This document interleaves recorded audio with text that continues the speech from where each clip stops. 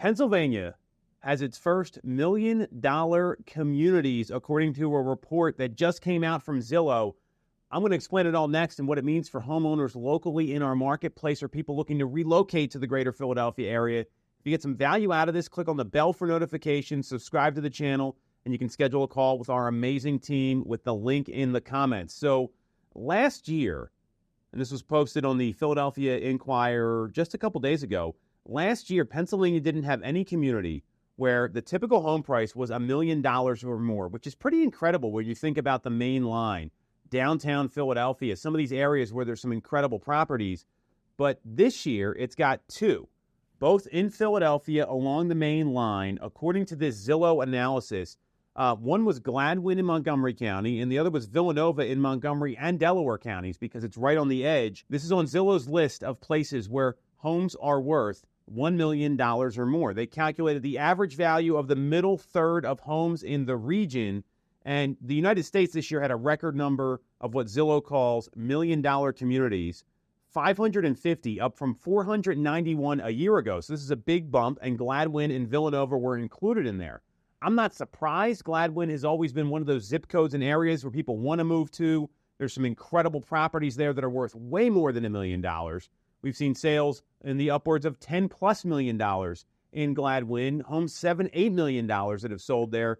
Villanova as well, and the lack of homes on the market and the continuing buyer demand that we're seeing, they've caused the average U.S. sale price to rise about 4% more than where it was a year ago. New Jersey had the third most $1 million communities, which was kind of wild, behind California and New York, and a lot of it was in the metro New York area around Newark and Jersey City. So pretty interesting.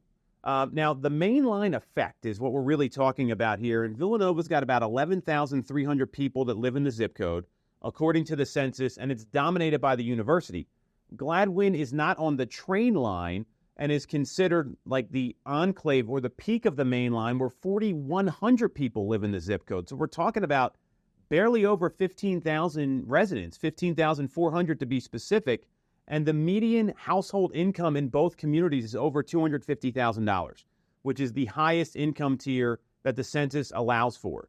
According to Zillow, Villanova's typical home price in February was $1.3 million, and Gladwin's is $1.37 million. And you've got some majorly expensive properties there. I mean, we gave you some examples here.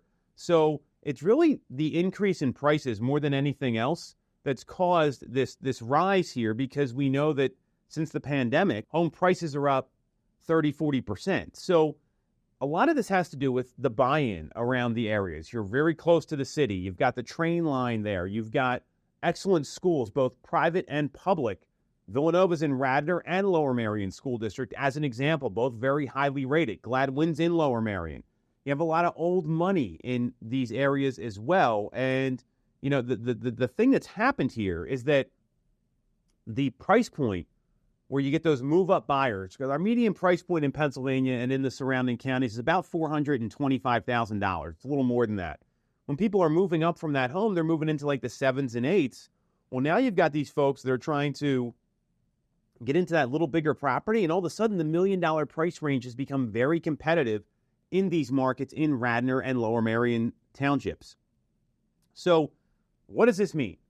What this means is that your zip code matters. And there's going to be some zip codes that cost more than others. Now, the flip side is there's some adjacent communities, Penn Valley, Bryn Mawr, Narberth, all these places along the main line that aren't quite as highly priced as Gladwin and Villanova, but are great places to live. Wayne's another great example. So you might want to look outside these really expensive zips if it's out of your budget, because looking at the adjacent towns, the adjacent communities, that's what a smart agent's going to do when they're helping you. And that's what someone who maybe wants to be in these communities but can't afford that home on that street, well, there's going to be other options in equally great neighborhoods to live in.